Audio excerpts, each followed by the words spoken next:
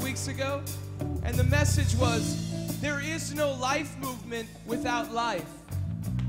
That God's raising up a generation that is not only speaking against abortion, but we're living out what the revelation of what it means to be the sons and daughters of the living God, that we are alive, that we're adopted by a living Father, that we're alive. Just say, I'm alive.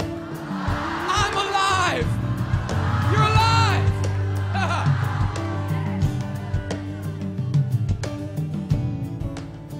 32 years ago, I was put up for adoption by a young lady. I was actually the product. I can't go into the story too much. I was actually the product of evangelism gone bad. My mom got saved, and she decided to evangelize this guy. And, well, basically, he evangelized her like into the bed, you know what I mean? And then, you know, I was the product of it or whatever, you know what I mean? And, anyway, he wasn't a believer, and she was a new Christian. And there's all kinds of people trying to coerce her to abort me. And inside of her, she felt like there was legitimacy in who I was as a child.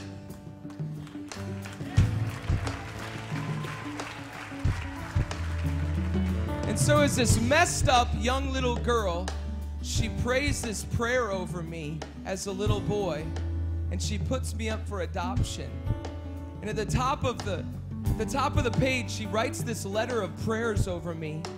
And she puts this letter, she gives it to Lutheran Social Services and sends me down the stream of adoption. But she wrote this letter of prayers over me that's handwritten, that she would never see again, because when I was adopted, it was all closed adoption. So she could never open up the file. I could only open up the file. So she writes this handwritten letter, and she, as this kind of messed up little girl that just has a little bit of faith, she just starts praying these prayers over my life. She prays, one thing I ask of the Lord, that will I seek, that I will dwell in the house of the Lord all the days of my life, and that I will see you there, I will see you there, son. She didn't know my name. I will see you there. She wrote wisdom and Proverbs and Psalms. At the top of the page, she wrote Genesis. There's the passage where Laban is speaking to Jacob. She wrote, and God will keep covenant between me and you while we are away from each other. So I just decided a few weeks ago, out of the blue, to just tell Lutheran Social Services to open the file. Maybe I could meet her, you know? So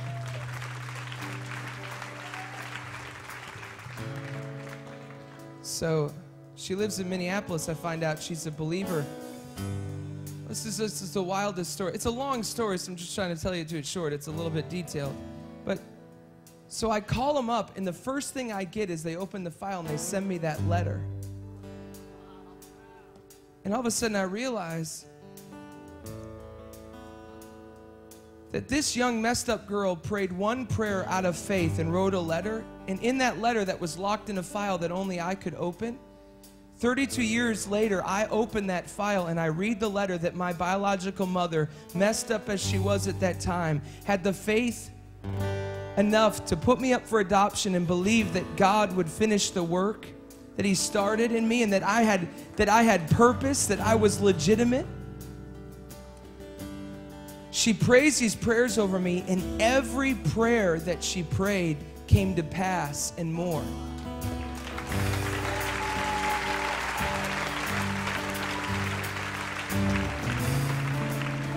That I would be a worshiper, that I would seek the face of God, that as a young man I'd be filled with the wisdom of heaven. She prayed all these things over me 32 years ago, and God heard her prayer. I remember when I was 13 years old, it wasn't because of anything in myself. I remember when I was 13 years old, my mom and dad that adopted me, they're such sweet people, they said, you know, what would you like for your birthday gift this year? I said, Dad, I want a Bible. When I was 13. This wasn't because of something in me, it was because of the prayer of this mother. God answers every prayer. This is the wild thing. So we finally connect, and Lutheran Social Services people, they connect with my mother. And they said, you know, Jason's really interested in this being the right time for you. And he was wondering, are you a believer? She said, yeah, I'm a believer. By the time I connected with her, I found out that she goes to a spirit-filled church, and she's been in the prayer rooms listening to my music for the last 7 years.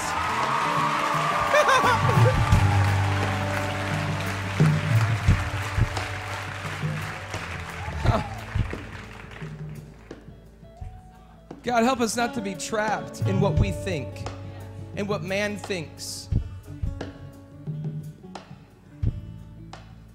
Man tries to say this is what's legitimate and this is what's not. But God takes everything and He makes it legitimate. He makes it new, and He makes it beautiful in His time. Raise your hands to heaven. Let me just say this over you.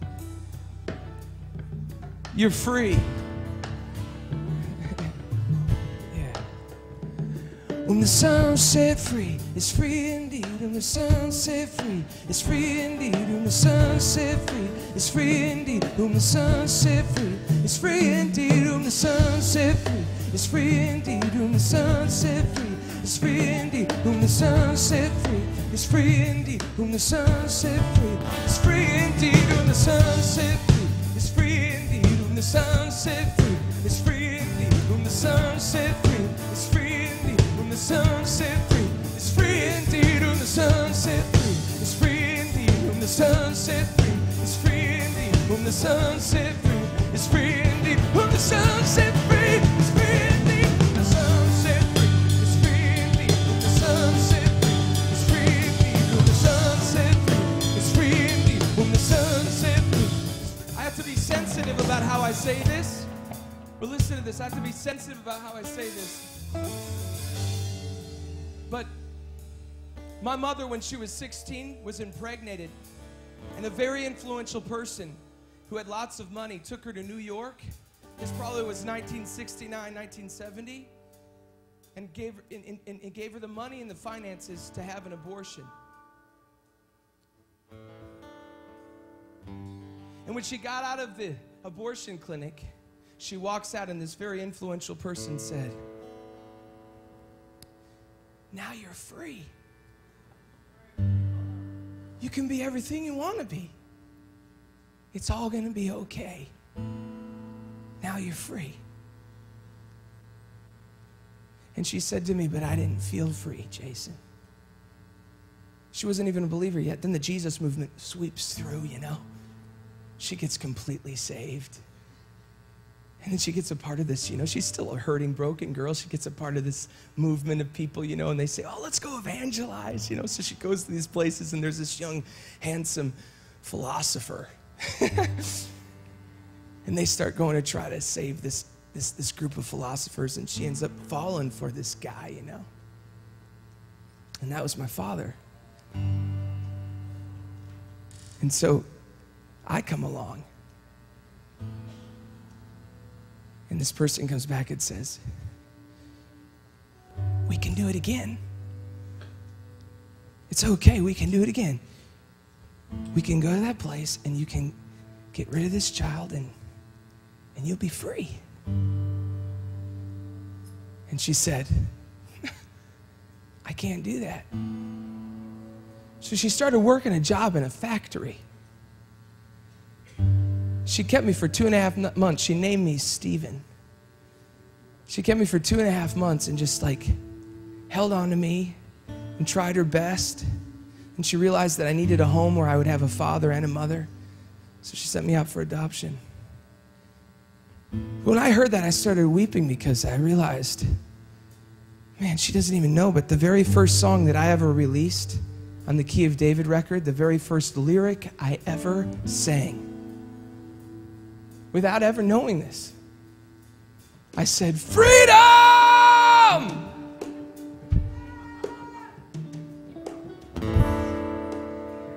very first line I ever sang at 6 o'clock in the morning in Washington, D.C., the year of the call. Freedom!